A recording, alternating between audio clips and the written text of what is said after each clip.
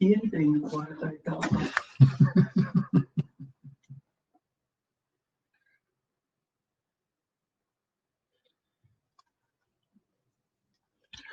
Siamo live, Fabrizio, nu. Ah ja, siamo live qui. Webinar is live.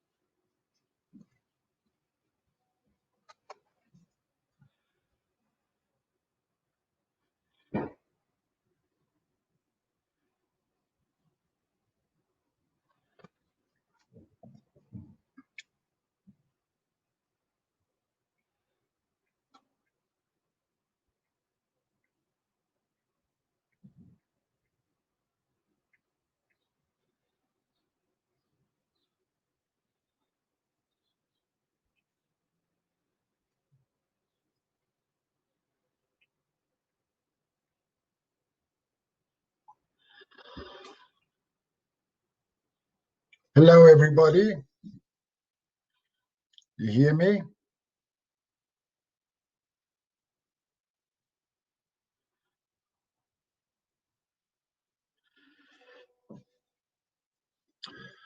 Okay. Hello to everybody. Welcome to table 3. I'm going to coordinate this talk tonight, and we're going to do it the following way. Lisa is going to be the first, Laurie second, Emilio third, David fourth, and Emilio fifth. Just let me introduce myself very quickly. I'm a retired farmer. We run the farm with dairy, pigs, and all the rest of it.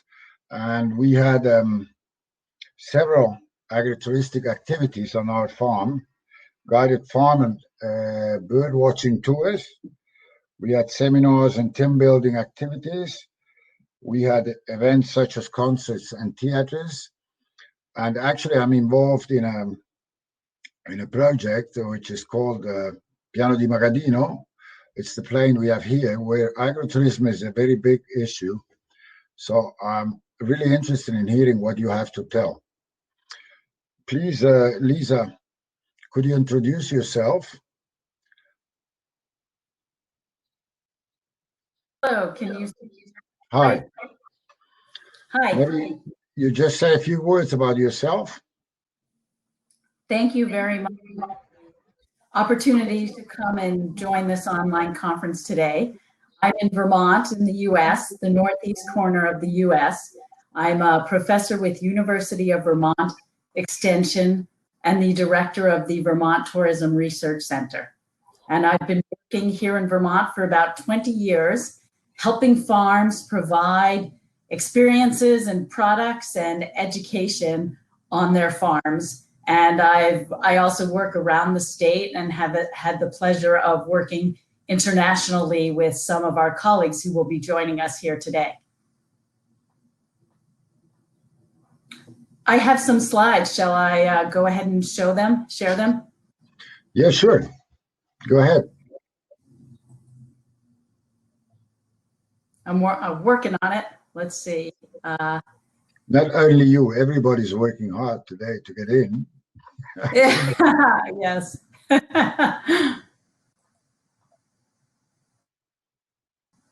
Okay, can you see Yes, we can. the first slide?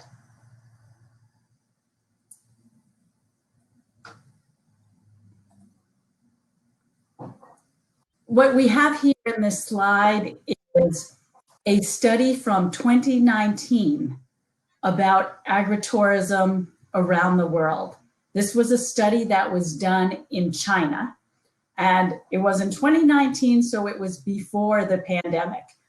Of course, things, the projections of 12% growth per year may need to be adjusted given the current circumstances. However, what this study tells us is that back in 2018, the global agritourism market size was estimated at 5.7 billion US dollars. In retrospect, I should have changed this to euros for this presentation, so I apologize for the US dollars here. And looking historically and looking towards the future, the expectation was 12% annual growth per year. So we're looking at a market of almost 13 billion US dollars in 2025 for agritourism. You can see on the chart on the right, it talks about market share by type of agritourism. And here it shows that about 60%, 58% is events and recreation on farms. About 1/4 is about experience and education, hands-on experiences that educate visitors about farm life, such as farm stays and tastings, which I think, and I'm going to say this is globally, I think in Europe, that percentage tends to be a little higher. And then there's the direct market piece, which is about 18%.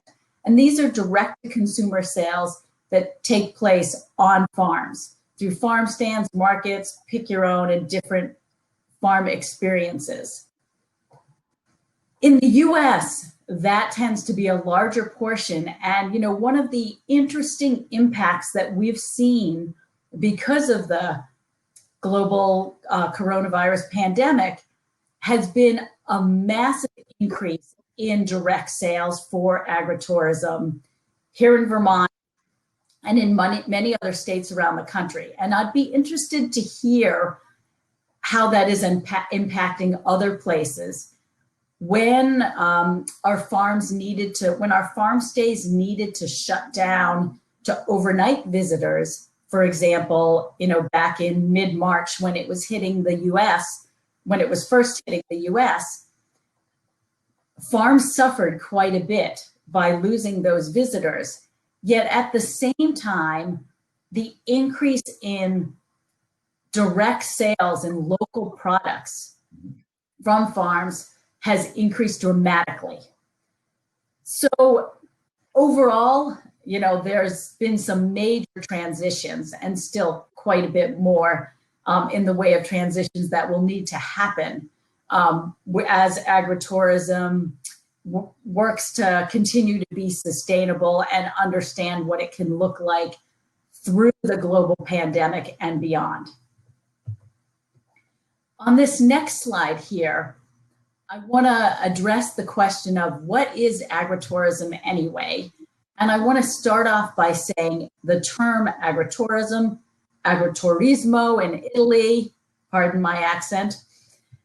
And, there are many other types of describing agritourism: on-farm education, overnight farm stays. There's a lot that falls under the category and the general term of agritourism, and it's used in different ways. This graphic here is not meant to resolve all of the controversy around the ways that agritourism is used. What I will say is the core of agritourism, and I should clarify, this is a US perspective. The core of agritourism here in the US is on-farm experiences that are closely connected to agriculture. So for example, educational overnight farm stays, festivals that take place on farms, farm to table dinners and tastings, classes and tours. And there are 5 general categories that are overlapping. Things don't fall strictly into each category. We have hospitality, education, direct sales of farm products, entertainment, and outdoor recreation. So that's the center, is these on-farm experiences closely connected to agriculture. And I'll clarify, also on working farms. The part of agritourism that gets a little controversial, in the US anyway, or what some people call agritourism and other people would say this is not agritourism, these are in the periphery of the peripheral rings that you see in this graphic here, where we've got, say, weddings on farms, or farmers markets that take place off the farm, or activities like hiking and wildlife viewing that take place on a farm but aren't necessarily closely connected to agriculture. Our goal, I worked with several colleagues around the US to develop this conceptual framework with agritourism. And I'll say that our goal in sharing this is, we recognize there's a lot of disagreement, and some of it is coded into legislation in different states and even different counties. Some of it comes out in the measurement and the communications around agritourism. Working through the different ideas and different understandings of agritourism will take some time, and I think is a worthy effort, not only in the US, but around the world, so that we can come together to fully understand and embrace agritourism and support it as a sustainable and authentic means of supporting farms. Essentially, where we ended up is, with this conceptual framework, we're not necessarily going to resolve all the controversy. But what we are hoping to do is at least start the conversation and clearly outline the places where we can agree. And now that's my last slide. So what I'm going to do is stop sharing. No.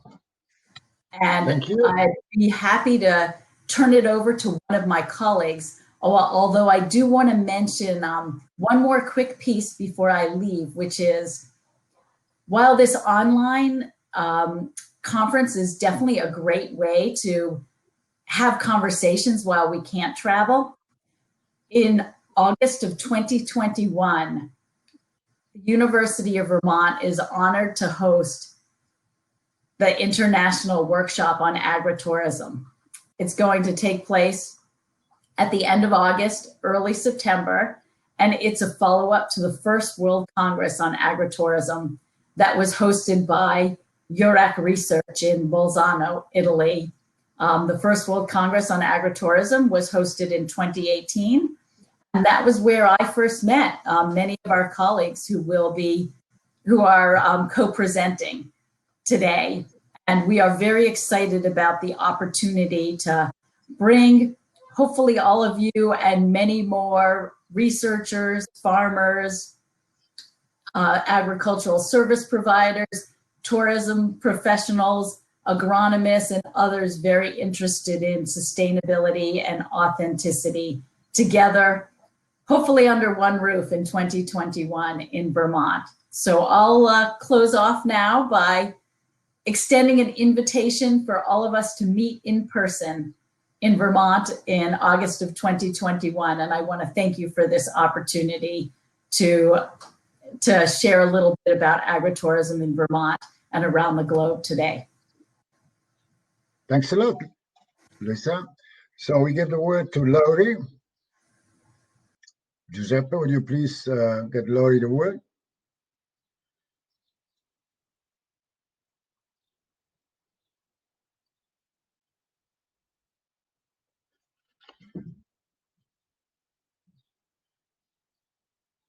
Giuseppe, can you hear me?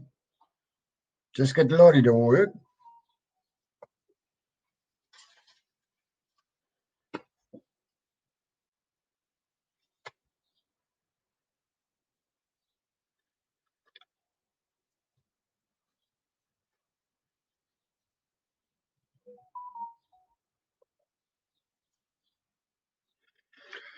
Yeah, apparently Laurie is not online.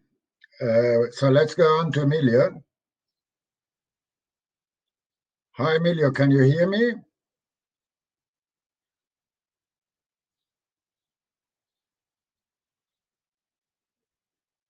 There must be something wrong. Yes, I can hear you. Hello. Hello to everybody. Hello, Emilia.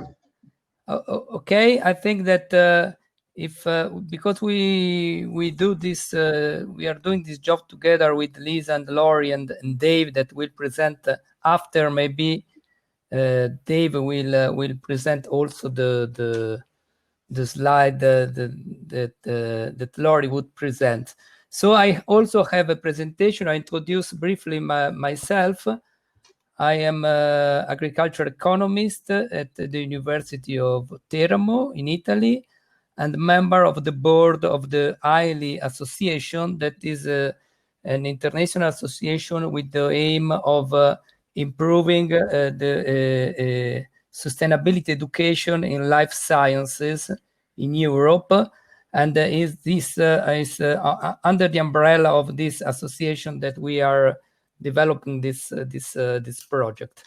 I would like to share the screen. I try.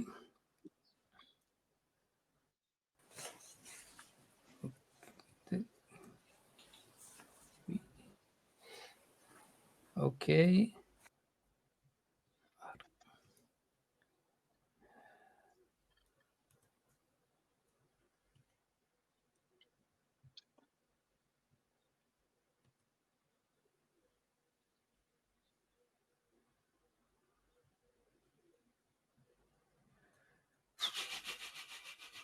One moment, please.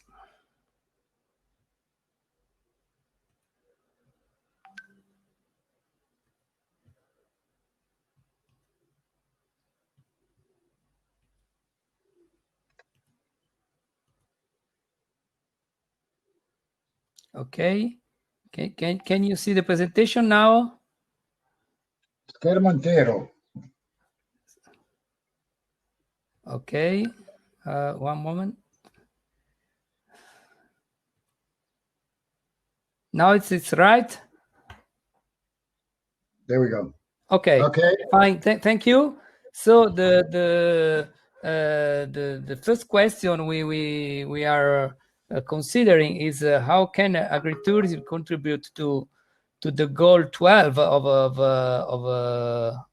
the United Nations, and we consider that agritourism can foster rural development, territorial conservation as landscape, environment, biodiversity, and so on, but also educated consumers, promoting a more natural way of life, promoting more sustainable food consumption, and promoting local culture, local tradition, but also creating new job opportunities, new competencies, and finally facilitating the setting up of young farmers, the role of women. So there are a lot of possibilities that we can consider when we look at the role of agritourism for the sustainability goals.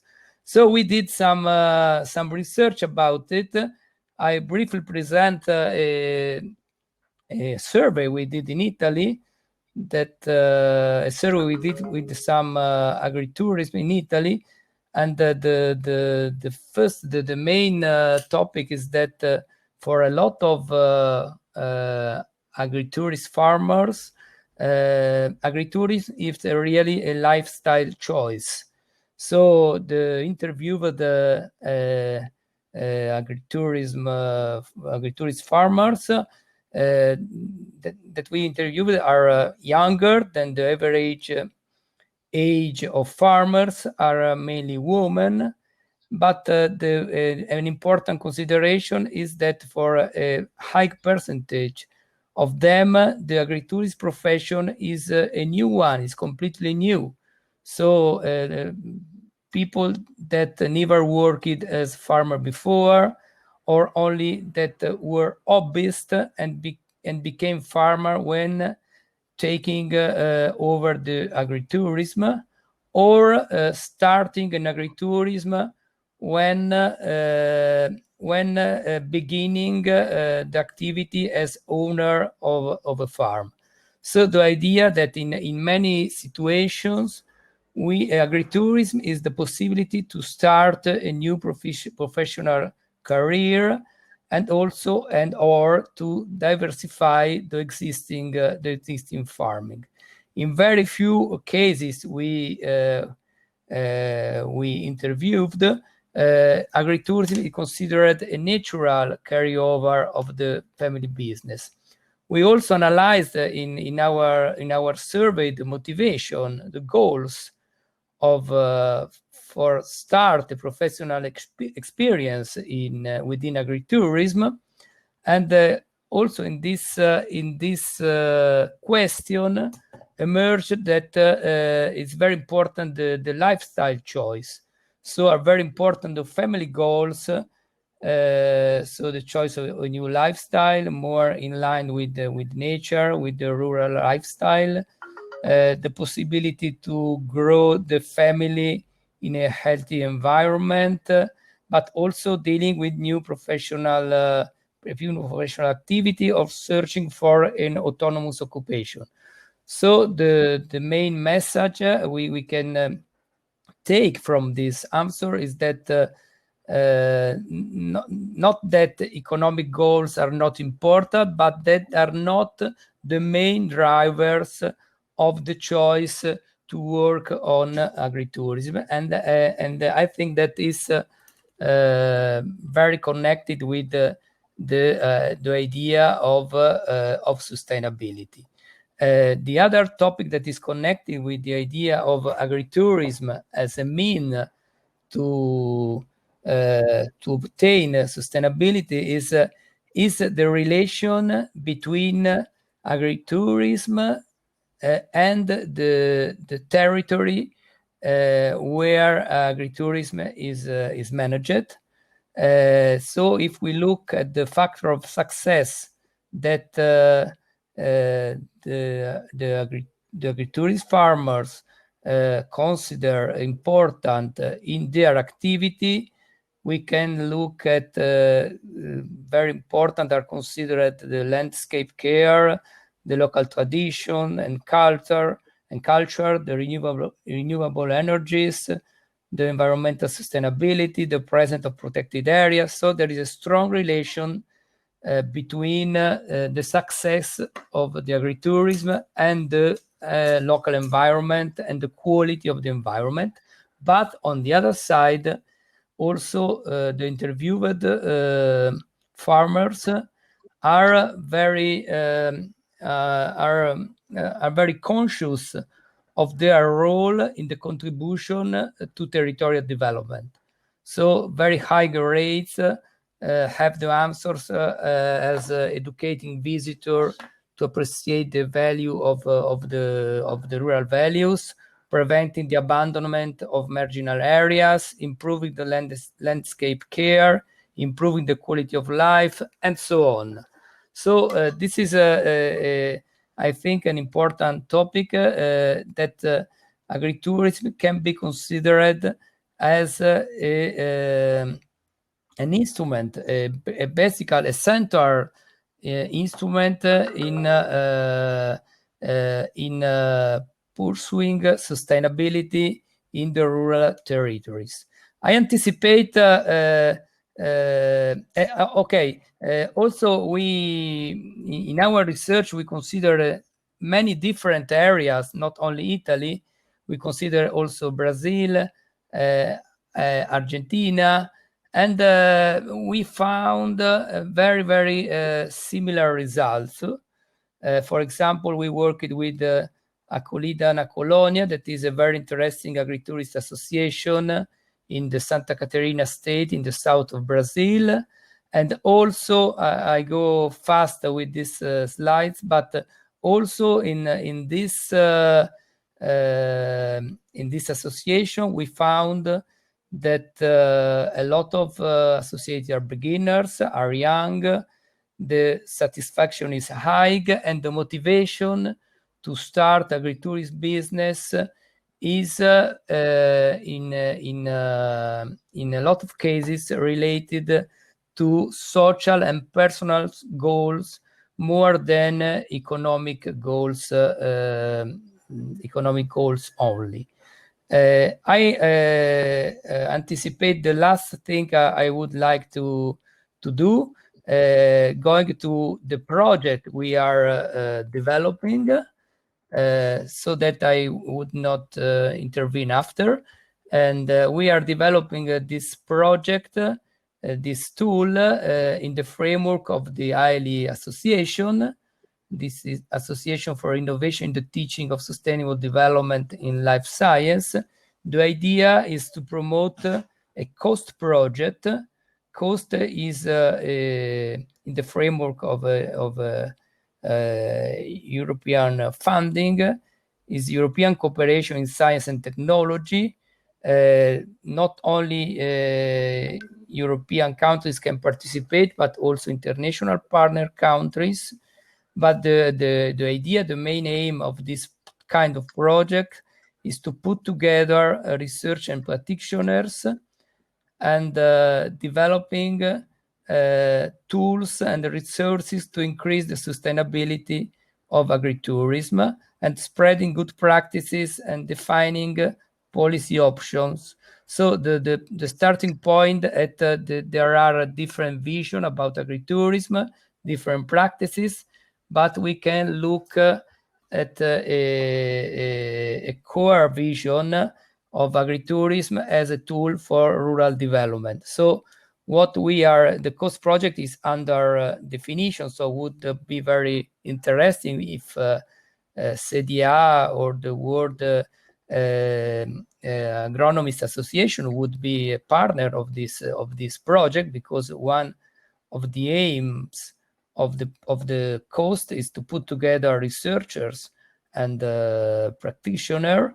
The main aim is to find the common fil rouge among the different definitions and practices, to find the way in which agritourism could be a viable form to maintain the small family farming in Europe, but also to fostering social and sustainable innovation in agriculture, so that agritourism could become a core issue for the rural development and for the territorial sustainability, with a specific focus to mountain peripheral areas and to young farmers, or what we can say a new generation of farmers.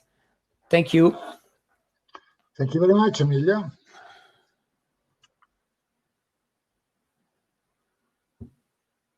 Now we go on to Dave.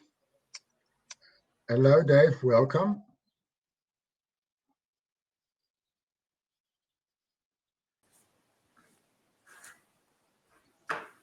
Hello. Hi, Dave. Please go on. Are you able to hear me? Yeah. Okay, good. Well, several of us lost our connection for the last few minutes, so I need to find out where we are exactly. So let me pull up where I believe Emilio would have left off on the PowerPoint here.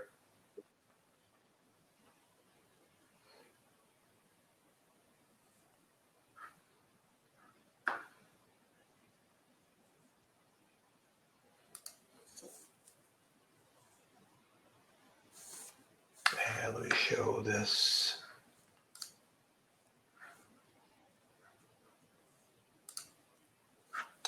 Can you see my presentation, the PowerPoint? No, we can't. You can't, okay.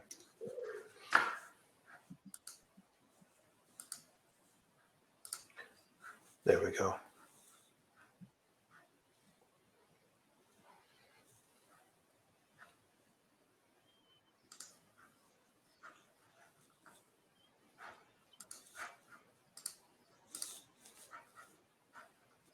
Now that's not working.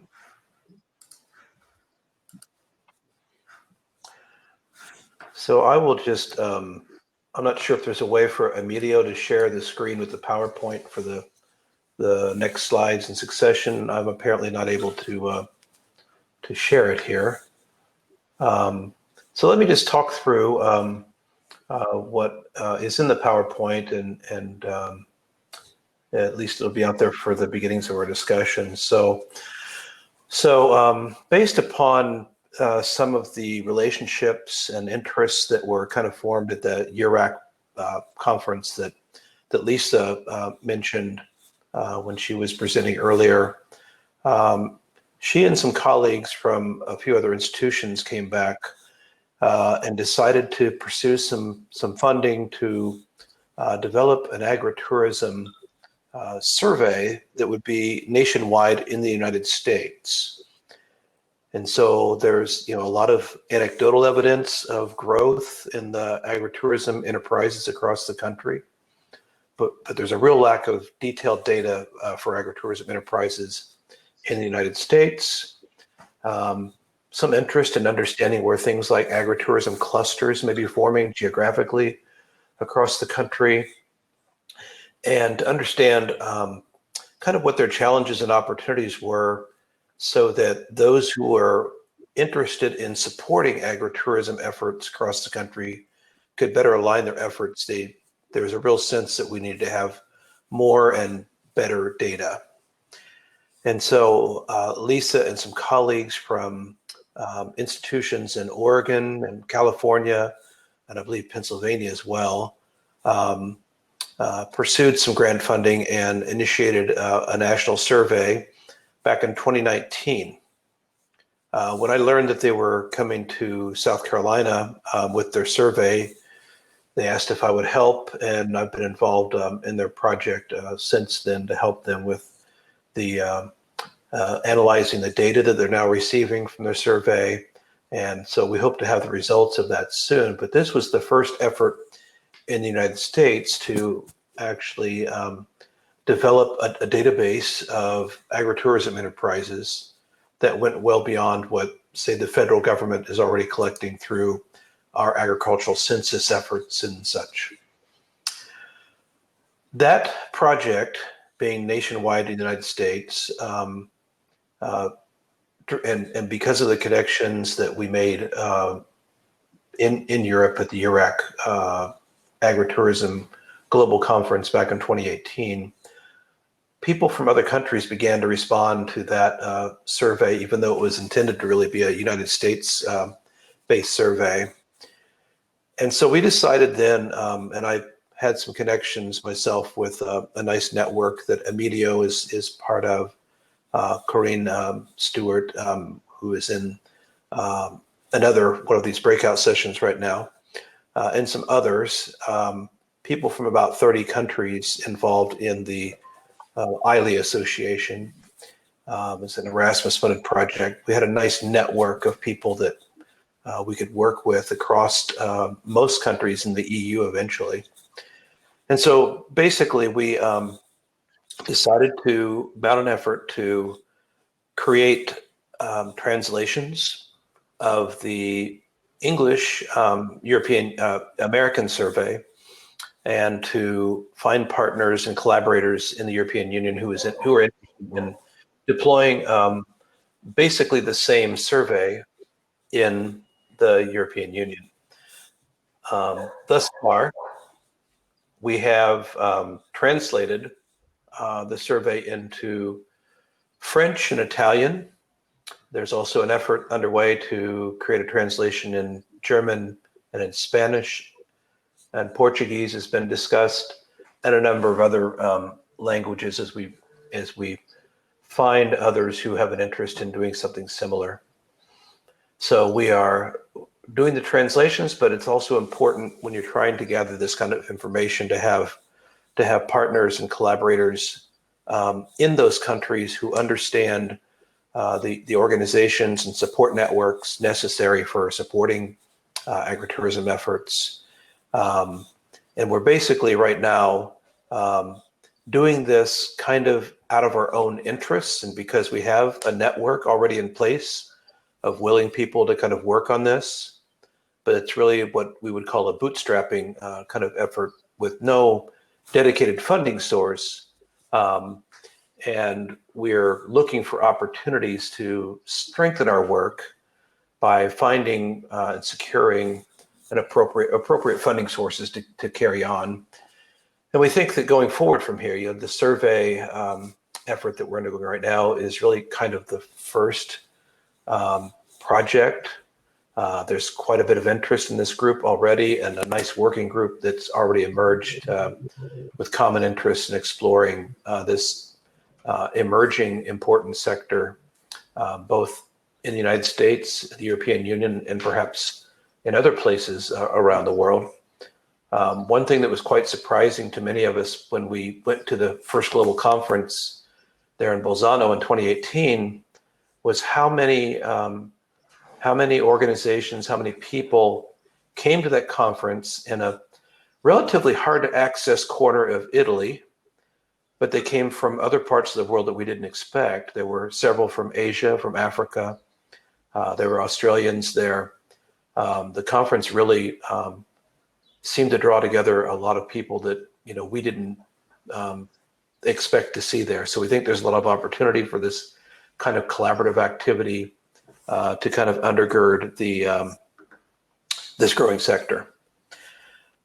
One thing that we hope, perhaps today with whoever's part of this conversation, we hope to achieve is to develop some questions in our surveys that have not yet been implemented in the European Union. We plan to do that this November, somewhere in that time frame. But we'd like to develop some key questions that focus specifically on sustainability, and especially the 2030 Sustainable Development Goals, so that we can gather some useful and meaningful information from agritourism enterprises that can help us to align this effort a little bit more with the Agenda 2030 objectives.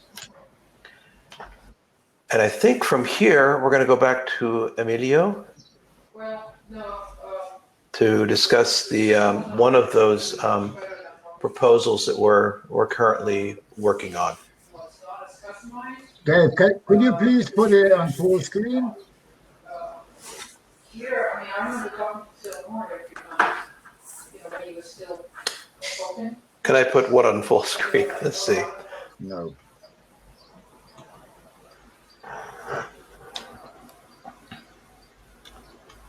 Oh, okay, that's fine. I already presented before, just to simplify all the organization. It was the cost proposal.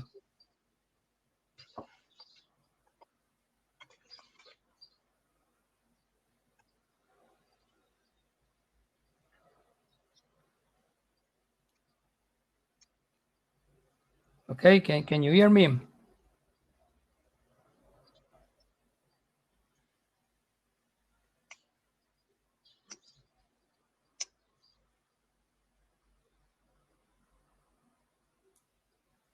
Dave, can you hear us? I can hear you, but I anticipated this part in the before, so it's okay for me. Thank you. Okay, then we have two other participants, right? Nino from Georgia. Are you there? No, three others. Nino, can you hear me? Would you please put Nino on? Giuseppe?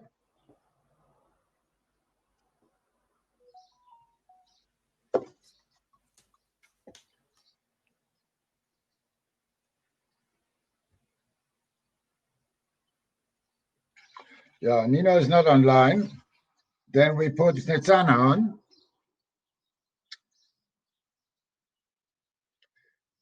Is Snezana online?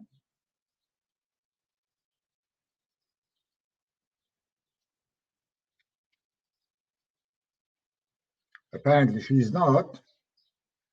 Then let's try the last one, Mara.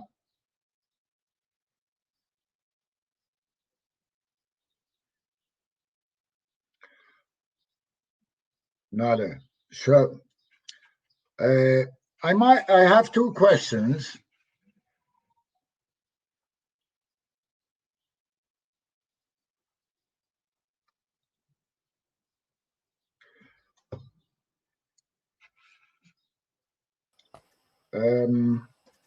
Giuseppe, oh, there we go. Hello. Hello, welcome. Hello. I hope you can hear me now and maybe see me. Hello. You might introduce yourself. Welcome. Yes. As my name appears on the screen, I'm Snezana Marcevska-Salamuska. I'm coming from North Macedonia. I teach at University St. Clement Ohridski in Bitola, Faculty of Economics. And I have a pleasure of being invited to be a speaker of this respectful conference. So, as we agreed with our colleagues, in order not to repeat myself, I'll go straight to the point because I teach economics, but my area of expertise is marketing and brand management. And working in many projects, we try to apply these concepts of branding and advanced marketing in tourism. And this pandemics changed our reality, and now we all of us, we have to think about getting to the new normal. Back to basics will be the main implication of this pandemics, meaning that most of the population worldwide will think about how to get back to basic needs. Agriculture is, of course, one of those essential needs that must be satisfied, offers ways to satisfy needs for food, for other types of needs, and mainly what we were discussing with my colleagues in the team, how to link, let's say, sustainable development goals. Fourth goal, ensure inclusive and quality education for all and promote lifelong learning, and also promoting the sustainable production and consumption patterns. When we look at the research data, latest research in North Macedonia that we have made, many young people that intend to open their own businesses, startup businesses, mainly choose other industries. Agriculture is not among their favorite one. So paying special attention to development of sustainable agriculture and exploring all the opportunities that it offers may contribute to the development of economies, especially by motivating young people and also targeting other people to get back to, some of them they possess land, some of them other means that could be put into function, but the idea is to promote innovative and advanced form of agrotourism, let's say, by offering sustainability first in production and consumption patterns observed from consumers' point of view and company's point of view. There is a lot of work to be done here, mainly through education. And we are focusing on improving the education of introducing these advanced terms, keywords as such as sustainability in all let's say aspects, not only in environmental like before. For instance, in economics, there was my colleague before, agricultural economist. Sustainability is a very usual term in terms of agriculture and agricultural economics. But new trends are implying that sustainability should be used, should be promoted in finance, in accounting, in branding, in leadership. We are working on Balkan Mediterranean Interreg project. It is a 2-year, almost 3 years old long project. And one of major goals is to build knowledge alliance that would foster eco-entrepreneurship, and focus on agricultural tourism is one of major focuses on that project. We have partners from 6 or 7 states, and one thing we have in common, that we intend to foster the sustainability concept in all areas, not only in environmental. If I had time enough, of course, I would pay special attention, let's say from perspective of businesses, to application of sustainability balance scorecard, which is an advanced and innovative concept for performance measurement of businesses. So far we have 2 perspectives of consumers and businesses. And working on education for consumers is supposed to be started from early childhood education, and promoting sustainability should start from early childhood education in order to educate young consumers in terms of sustainability, in terms of using scarce resources of the earth, because it would be the new normal that they would be facing with, and they should be educated in that way from primary education through secondary education. And my area of expertise is, of course, higher education. Sustainability as a concept must be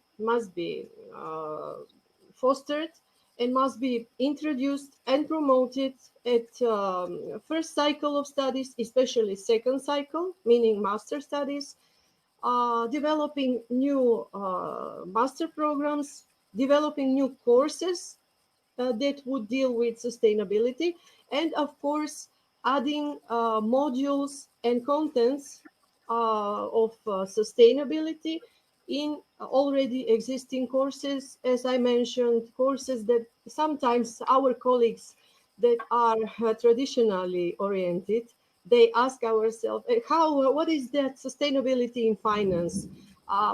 Is there really anywhere finance that is not sustainable? How sustainable or unsustainable could accounting be? But these new trends of let's say making space for sustainability, putting the sustainability in a first place, and then designing the course is something that should be a way of thinking, a new state of mind that should be slowly but persistently introduced. And educational system is definitely the, let's say, major focus point that should get maximum attention in order to support all these strategic initiatives. I could also present other things, but in order not to take more time than it is provided, I would like to thank you for the time provided for my presentation. And if there are any questions or comments, I would be more than happy to answer. Thank you. Thank you very much for this, for your experience from the Republic of North Macedonia. Now we go on to Nina. Can you put Nina on?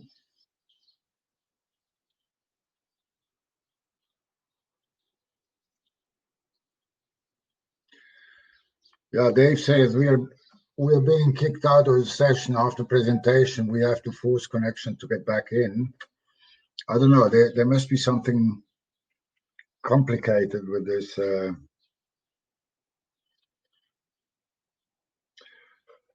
Okay, then Nino, can you hear us?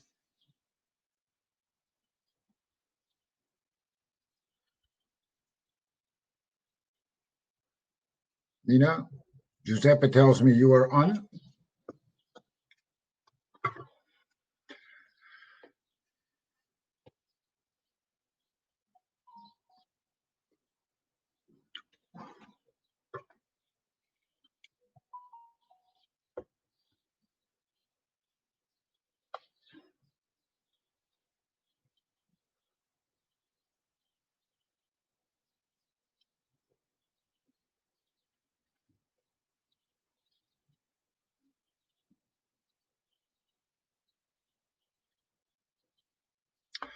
Maybe while we're waiting, I forgot to tell you where I'm from. I'm from Switzerland. Our farm is about 100 kilometers north of Milan, which means we are in the Italian part of Switzerland. And our main market is,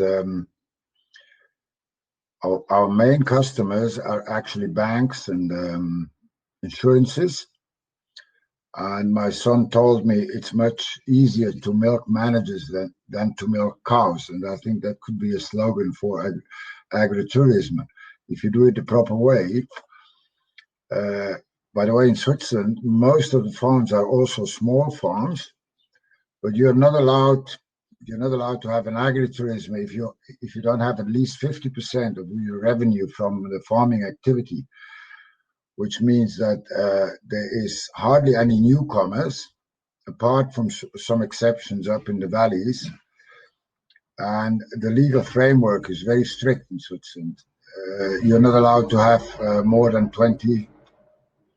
You're not allowed to have more than 20 places. And the other aspect I think is important is Hello. hello. Hi. Hello.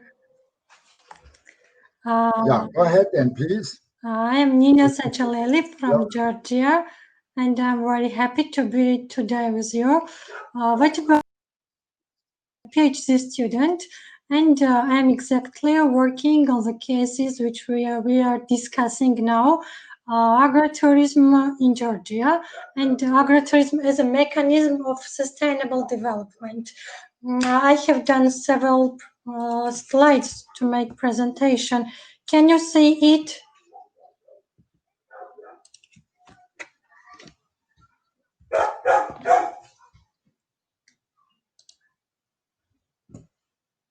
Can you see my slides?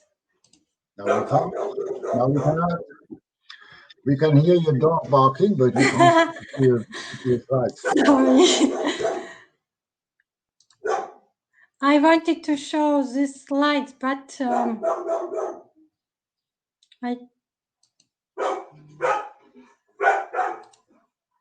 can you see it now? No, we can't see them.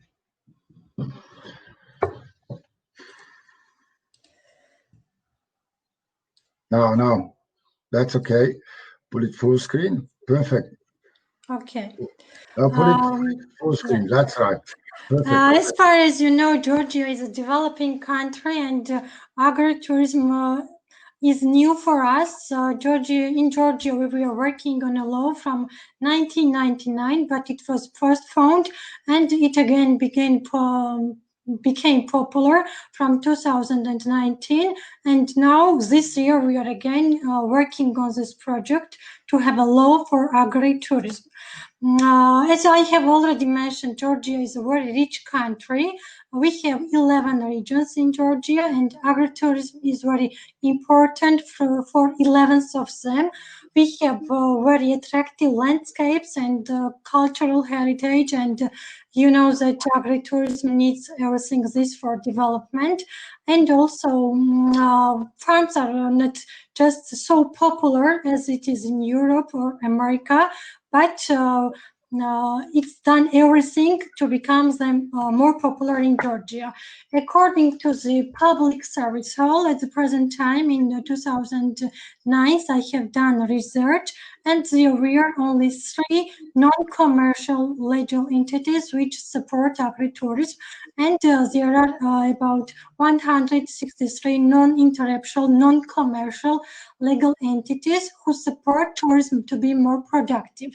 And a well-developed agritourism business gives itself benefits to regions and locals, and developed agritourism means modernized infrastructure, gross income, and social well-being. I also want to mention that as agritourism is new for us, we are taking the examples, and currently while I'm working on my PhD thesis, I'm trying to connect with other cities to share their experience, because my idea and my aim is to make a framework for sustainable development in case of agritourism, and this framework will be useful for any kind of regions who are in the same case as we are, Georgia, being developed countries, not developed yet. So we are very happy to be here for today. We need your support, your advices, and we are very happy to speak and present this little presentation about Georgia and agritourism. Thank you very much, Nia. Just one quick question. Most of these agritourism, are they tied up with in the wine sector? You know that Georgia is the home country of wine, and I'm very proud of it. Yes, some of regions have potential to have wine tourism together with agritourism, but we have also villages in the high mountains which have some kind of wines, grapes too, but they have potential to have a different kind of agritourism too. Also, we have handcrafts from little farms, animals, plants, fruits. We have everything, but we don't have framework. We have no laws, and agritourism and tourism in regions became more popular while there is COVID-19 in all over the world, and Georgians decided to travel in Georgia and not abroad. So I hope that everything will be done from the government to from the scientists to make the laws and framework.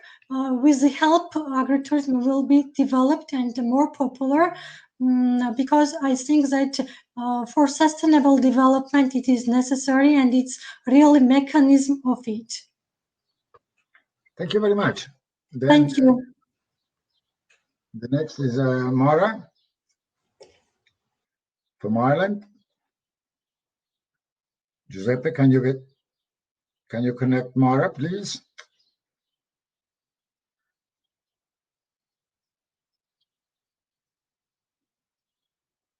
Hi, everyone. Hello, Mara. Welcome. Thank you. We can hardly see your face. Oh, yeah, I think I'm next to a window. Are the settings better like this? Yeah. Yeah? Okay. All right.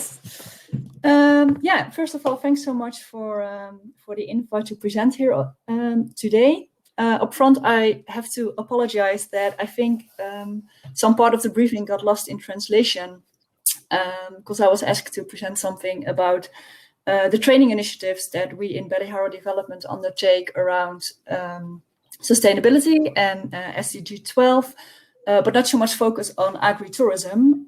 However, we do a lot around tourism as well.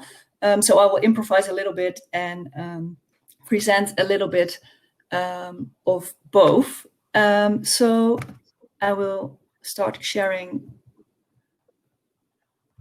my screen with you. And first of all, I'll tell a little bit about Belihara Development.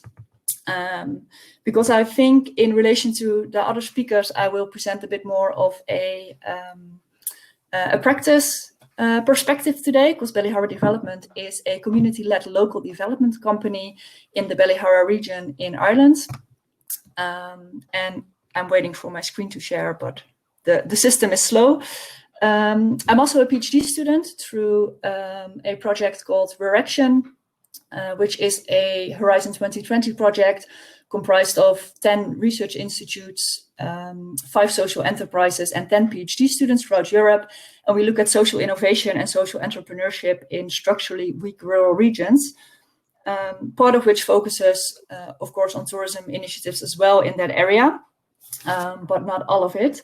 But I think there are some very strong links there that we can observe with, the links between agritourism and sustainable development of these regions, which we here in the region see is very much achieved through social enterprises, because they balance the social and environmental missions together with their economic perspectives.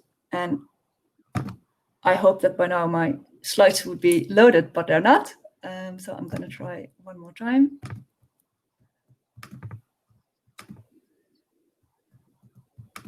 To see if it works.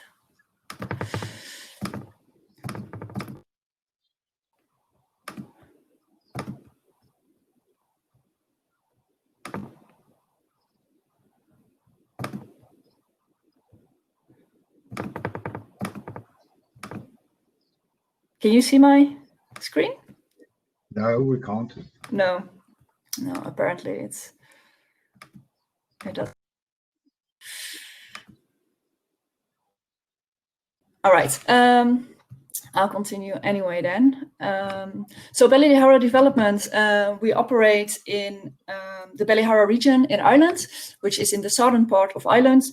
And the region owes its name to the Bellihara mountain range that runs through the south of the region. It's traditionally a very rural area in which agriculture, mainly dairy farming and beef farming, have been huge throughout the history of the region. And of course, with the whole rural diversification, new solutions had to be found here in the region. So the way we work with Bellihara Development is through a process of local community-led development. So one of the things we do a lot with communities is participative planning.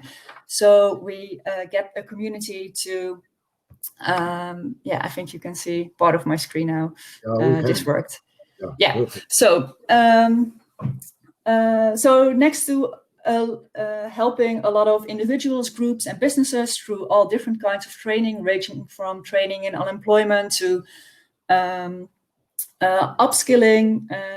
We also help the tourism sector here in the region, and we do that, for example, by building the Visit Bellihara brand, of which I am showing the website to you right now. So this will give you a snapshot of the area already. So this is a brand that is being built by us as a local development company, and it provides the opportunity for all the tourism providers in this area to link into this. So part of this brand is this website, which is recently relaunched. So we're pretty proud of the way it turned out. We also have an app because the area is very rich in walking trails. So we have an app in which you can link up with all the walking trails and the restaurants that are close to it. So you can go there afterwards. We provide PR and networking events as well. All in order to create visibility for the region as a tourism destination. And Ireland is a small island, so there is heavy competition in the tourism industry. Especially the west coast of Ireland is very well developed. We're an inland region, so it is hard to attract tourists. But still, there is a lot going on. As you can see here on this tab, we promote different areas, different types of events in that, and very few of them actually are pure agricultural agritourism initiatives. One of them is, for example, a farm you can visit, the Glenstall Farm. But actually many initiatives are diversified tourism. And one that I want to explain a little bit more about, because I think this is a very clear example showing how rural tourism in general can link to sustainable development and also link to that community participative planning that I talked about. And this is the example of the Loch Gore Heritage Center. So Loch Gore is a lake here in the area where over 6,000 years of evidence of human civilization has been found. So there are remains of buildings, of artifacts found all around. Just to imagine, in an area of 10 square kilometers, there are over 1,000 historical sites earmarked. And this heritage center is actually run by the local community. So they feel a great pride of the area that they live in. And they run a heritage center providing tours of the area, in which they actually have to cooperate a lot with the local farms, because a lot of the historical sites are based on still working farms there. So there has to be a really good relationship between the organization that runs the heritage center and the local farmers around it in order for that to work out. So I think we see here that because this is run by the community, they take into account, of course, not only the profitability of the heritage center, which is actually one of their lowest priorities, but they really care about maintaining the environment and maintaining the tranquility and the natural resources that are there in the way that they are. So I think they're a really nice example of showing how indeed the other presentations talked about tourism as a way of creating sustainable rural development. And we see that initiatives like this, which are run by social enterprises, they really combine that social, that environmental, and a bit of the economic by providing local employment in the initiatives that they run.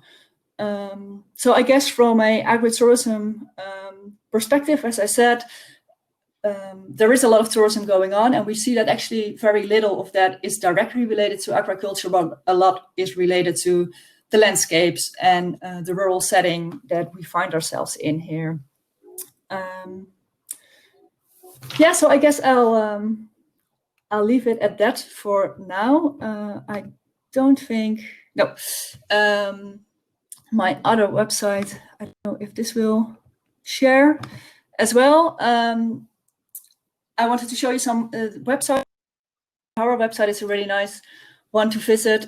We have the ballyharadevelopment.com website as well, which you can visit just to see an overview of all the different programs that we run. And on ruraction.eu, you can find more information specifically on the research around social entrepreneurship in rural areas that is done through our European project. So yeah, I'll leave you with that, and feel free to get in touch if there are any specific questions around the initiatives that we run. Yeah, thank you very much. Thank you, Mara. I have a question about, you said they're mainly dairy farmers. Now, dairy farming is quite an activity. You are 24 hours a day. You are busy with your cows. Now, how do they manage this over this workload with agritourism, combining it with dairy? You are off. Giuseppe, can you get Mara back before?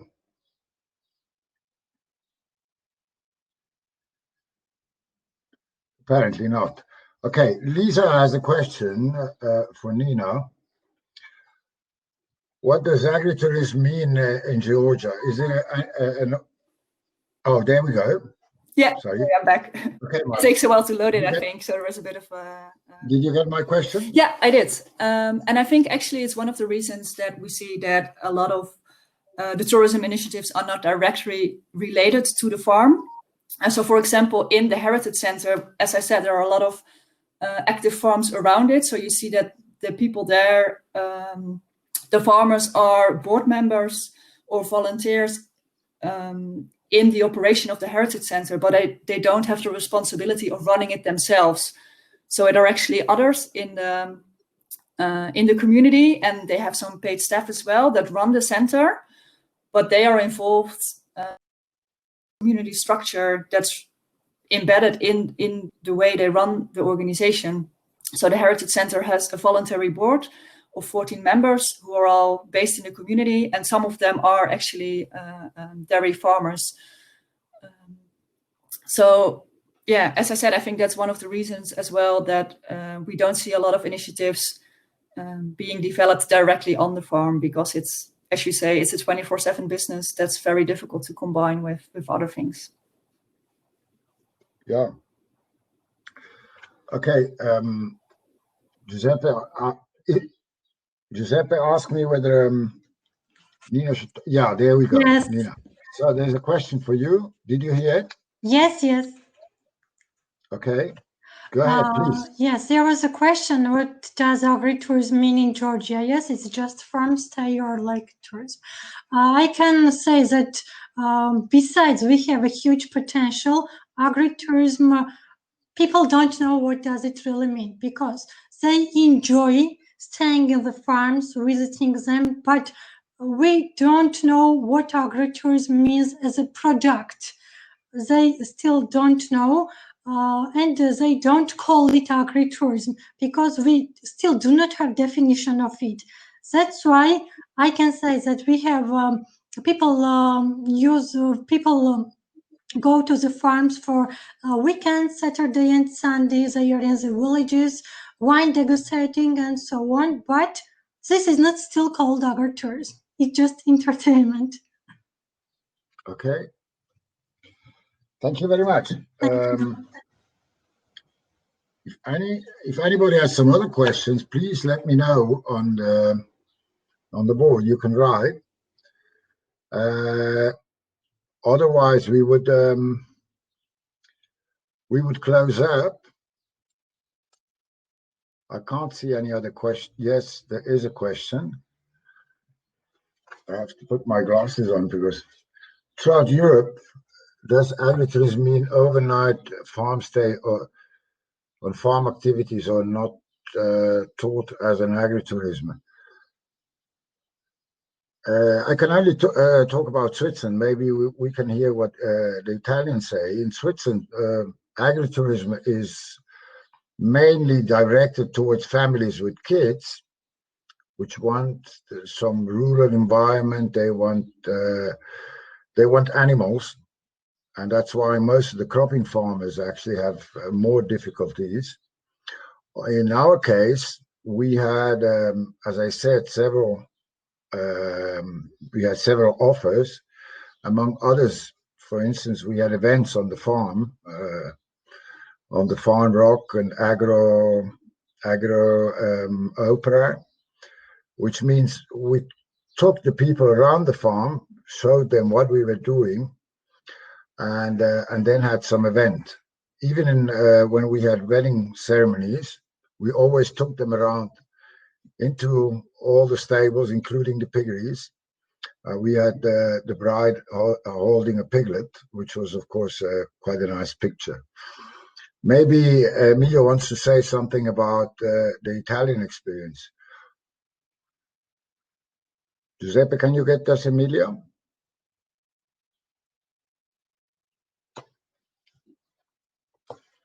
It is quite complicated, huh? Here I am. Thank you. I think that the Italian experience is very diversified in the offer. So the first thing is that we have a specific definition of agritourism. So farms have to classify as agritourism, and then the kind of offer could be very different. Mainly is accommodation and food providers, restaurants. but also there are the various experiences of different kinds of services, environmental education, or also education on farm and social farming. So it's very, very wide range of activities. And often agritourism are farms where are also experimented new products or new crops because it's not how I can say it's not only oriented to the production itself, but also the production is oriented for tourists. What about school on the farm, fattorie didattiche? Is that part of agriturismo?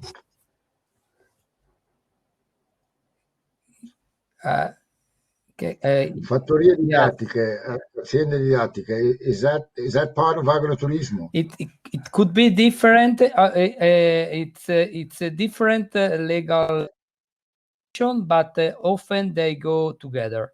So often agritourisms are also fattorie didattiche, school farms. It's not always, but usually yes. Yeah, not even in Switzerland. It's not considered the same. They're two different programs. Yeah.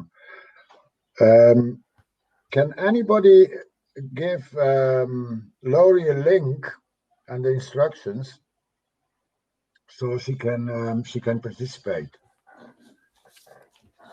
Maybe another question, Emilio, about investors who are putting up building agritourism in Italy. You said they're mainly young people and their first activity, but are there also farms like in Piedmont or in Tuscany where investors put up an agritourism? Because I had the feeling that sometimes in Italy you put up hotels in the countryside and you call them agritourism. Yes, that's true.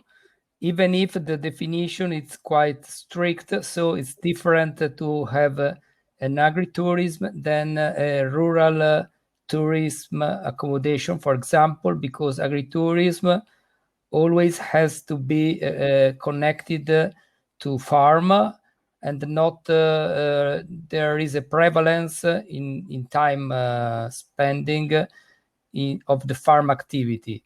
So this is not always respected, but this is the legislative condition.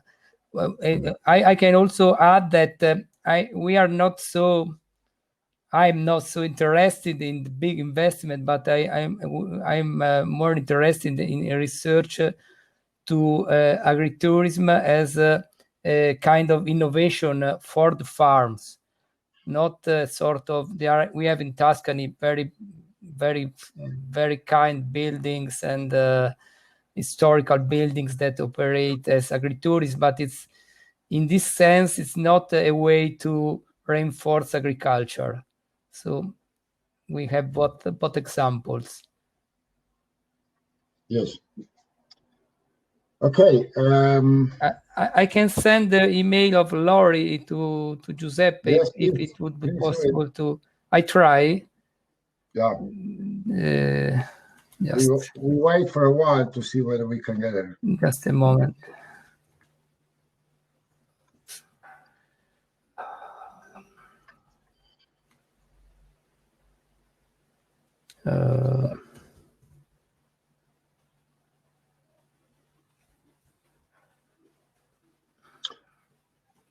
Try.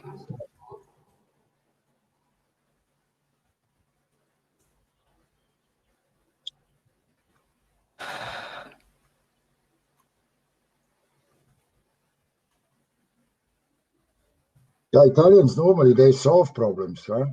They know how to solve problems. They have enough problems to solve. Yeah. Usually create problems to solve them. Casino. Sì. You got any answer, Emilio? Sorry? Have you got an answer from Laurie? I sent the email to Giuseppe. With the link. And then Giuseppe has to contact her.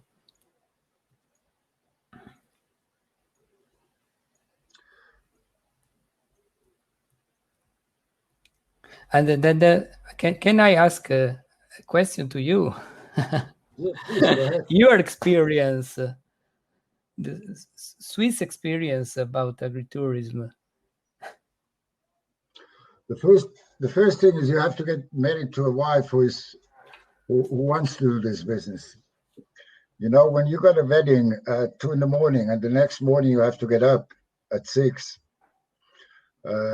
you need a strong wife. That's the first, at least my experience. That's the first factor which makes you successful, because it is very difficult to have people who to engage people, because normally you work over the weekend.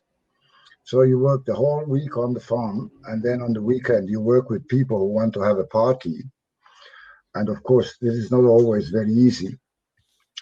The second thing is you have to give them something special, which means a farmer who is tired, who hasn't got time to do anything, he's not the right person to do agritourism, because every group you have to take time and they have to feel somehow that you really want to give them something and something special. And the other experience for me was that when you have people coming on the farm, like bankers, they ask you questions which go far beyond what's the purely funny aspect. It's really, they ask you questions about the way you run the farm, which gives you good arguments afterwards to promote your products, because you learn the language of your customer. This is one very, in the old days, our ancestors used to go to the market and they used to know what the customer looked like, which is not the case anymore. You know, maybe the buyer from the big supermarket chain, but you hardly ever know the customer. And with this Corona crisis, I think this is the biggest opportunity we have, is not only our products, but to show our farms. And many kids know about elephants and giraffes, but they have never seen a cow. They've never seen a pig, you know. And it is challenging. And the bigger the farm gets, the less you have really time to do this sort of things. We were very lucky because we have 4 kids which are all in agriculture, and as long as they helped us at home, it was easy to find people to help, because their friends helped us as well when we had a group or so on the farm. But as soon as the kids were not at home anymore, it was quite more difficult. Yeah. I see Liz says something. Have sales of products from local farms increased in Europe? In Switzerland, dramatically. We have about, I would say, at least 3 times as much farm sales than we had before the crisis. And in Switzerland, there's a very peculiar situation. They closed the border, and about a quarter of the food is bought across the border because it costs much less, because of Swiss francs and because of many other things. But a lot of people went to the farms to buy because they didn't want to go into the supermarket. They were afraid of going into the supermarket, and they wanted fresh food. And so I think we will have about an increase of at least 50% compared to what it was in January. And this is a big challenge because e-commerce could really help us. And if with e-commerce we achieve, we can buy turn the supermarkets, that would be a big help for farming for farming, I think across the whole of Europe. I don't know what your experience in Italy, Emilio, Yeah, with the farm sales. sorry, with the Gli spazi aziendali. yeah, Gli spazi aziendali. I don't have a statistic about it. My personal experience is that where the farm was well organized, they had some advantages. But for example, with the direct selling of directly consigning the products to people, so it's a question of organization. I think that it has been an opportunity for the well organized, and a weakness for a farmer that was not enough structured for direct selling. But the point is if this change would be permanent or only for these months. If it would be this change in the behavior of consumers, would be a permanent change or only temporary. I think at least in our country, it's going to have an effect. It's going to have a very, very big increase. So it could be a big opportunity. Yeah. Lisa asked, are farms in Europe open to visitors now? Are visitors from other countries traveling to agriturismo during the pandemic? Not in Switzerland. Farms are open. You can visit farms, but we hardly have people from other countries, and our tourism depends a lot on foreigners, especially on Northern Europeans. And for the moment, we don't have people staying on the farm. But from September onwards, I hope at least, because apparently we are in for the second wave in Switzerland at the moment. But I hope that from September onwards, we will be able to host people again. Mainly the people who come are local people, are Swiss people, not foreigners. What about Italy? Yeah, it's agritourism were opened for selling, and now also for tourism. It could be an opportunity because in Italy the cities are always over tourist side, so people are looking for nature, for rural areas. So the message is be safer in the countryside. So it will be an opportunity this summer, even if of course foreign tourism now is very, very slow. Now it's starting from this month. We are starting the season, we can say, but so it's a quite bit early to answer. I think it could be an opportunity for the rural areas. Yeah, Dave sent a question as well. I'm working on a multi-state e-commerce related project in the USA. If you're interested in learning more about it, I can set up a webinar. Would you be interested?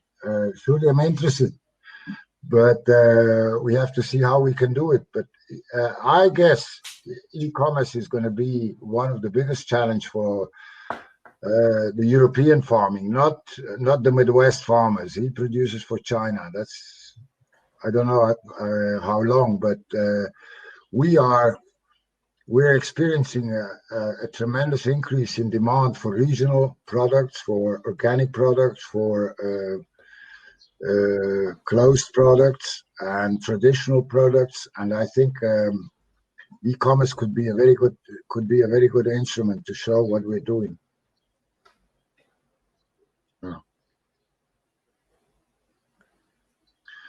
Yeah, we do have as well. We do have direct marketing farmers in Switzerland as well. But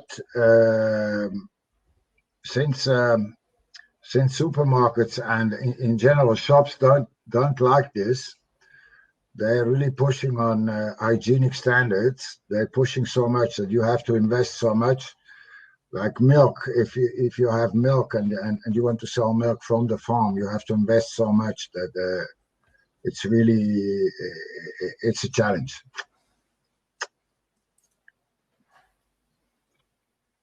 Yeah, is there any other question? Apparently, Rory can't make it. Emilio, do you want to add anything? No, or yes. Just to propose, we are developing with Dave, with the American friends, this survey at the international level that would be very interesting to compare different realities, different situations, and also this project, this cost project. And the idea is it's to not to arrive to a common definition, but to spread the good practices, good ideas, and to increase the dialogue between researchers and farmers, because agritourism could be really an important tool for the rural development. So thank you for inviting and for the organization of this session. Yeah, thank you very much, everybody. I thought it was very interesting, and I felt somehow a little bit nervous when they told me what I was supposed to do, because Mattia Busti told me yesterday that I was supposed to coordinate this webinar. I think we should keep in touch. I think there's very interesting development going on. On the one side, we see Georgia, we see Ireland, we see the US, and the European, West European, Central European experience. It is always good to see what other people think and other people do, and there's a lot we could learn. I think it would even be an opportunity for farmers if they don't have to travel to Vermont to the Congress, but if they could see it at least on webinar. Okay, then, thanks everybody, and hope you enjoyed it and you got some interesting points to develop in future. Keep safe, and all the best to everybody of you. Hope to see you soon. Bye-bye.